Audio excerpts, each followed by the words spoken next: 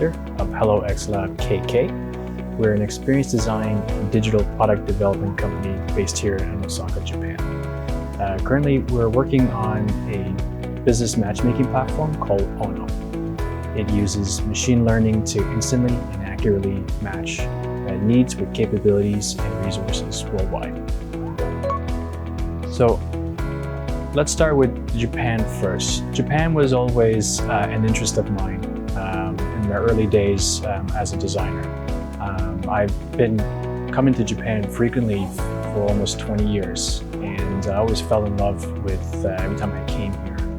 Design, architecture, philosophy, everything influenced the kind of work that I do.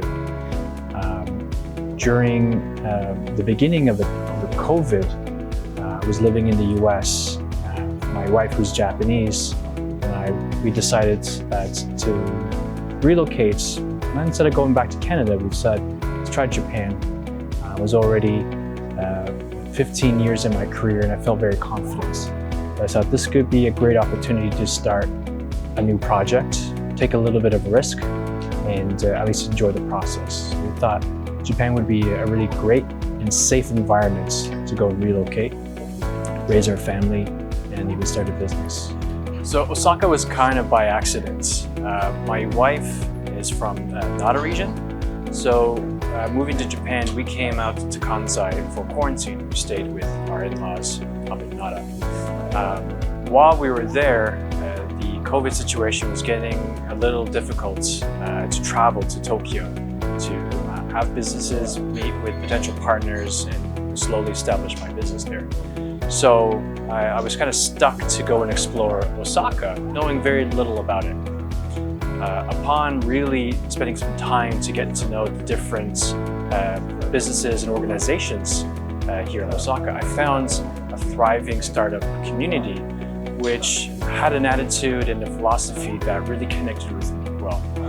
Speaking with a number of local and international representatives, I knew that I think Osaka was going to be a great place to call home. Yeah, COVID in general has made coming to Japan, either for business or pleasure, very, very difficult.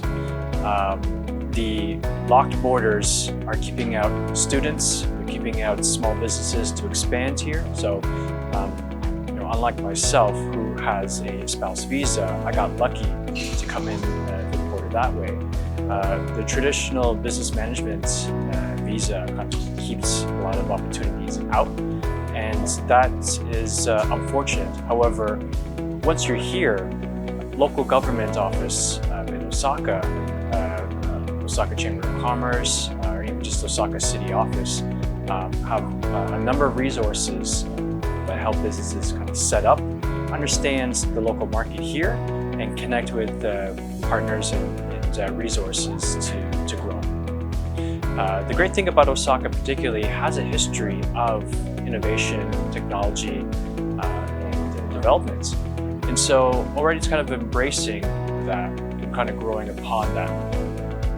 It's been living in Tokyo's shadow for such a long time, both economically, politically, and even tourism, that it's been able to sort of do things its own. And because of its beautifully positioned within the central of Japan to access the rest of Japan domestically, it also has a number of airports to connect with the rest of the world. Osaka is a great place to set up shop, to be kind of in the middle of the action. And having sort of a new and fresh way of doing business, almost startup first, they're able to kind of do things or move at the pace of their own drumbeats compared to Tokyo, who already has sort of an established tradition in doing business here. So it's really Osaka's time to basically embrace a new idea, a diverse idea, and grow and be successful from there. Yeah, definitely language barrier in Japan is particularly an issue. Less so in Tokyo, but because I guess there's less business emphasis here in Osaka, English is less used, day to day. So for me, my Japanese isn't great. It's certainly not at the level for doing business. And as the CEO of a company, I'm a little embarrassed not having business level Japanese. It hasn't deterred me. I've been able to engage with people who are bilingual. I was able to hire translators when I need. And I even have access to software and translation applications to kind of make the job a lot easier. Certainly now, it's a lot easier to do business in Japan without that level of Japanese compared to maybe 5 or 10 years ago. But I understand that I have shut myself away from a number of opportunities because I don't have business level Japanese. I don't know if that's specifically here in Kansai or just in Japan in general. This is something that a lot of foreign businesses have to consider.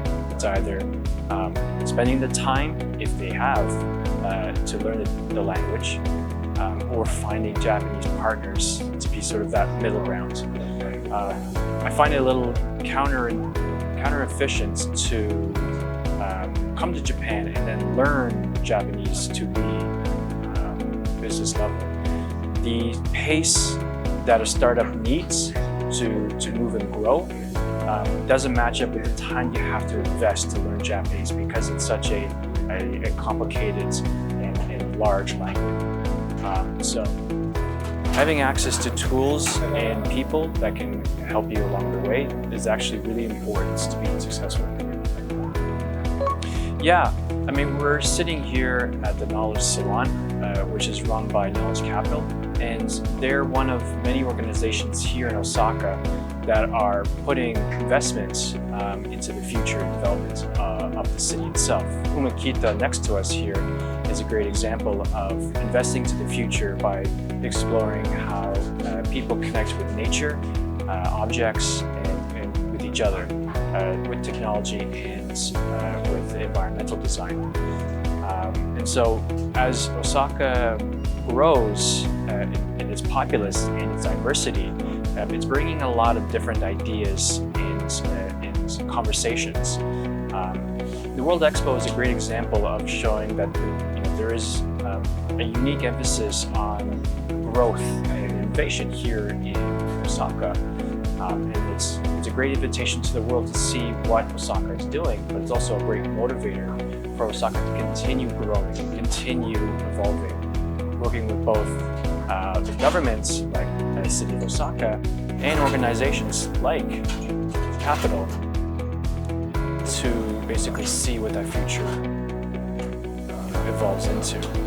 And then also bringing in diverse startups into that conversation, you have this flexibility that future-proofs any sort of future economic problems by creating all sorts of different backup plans and opportunities to continue growth.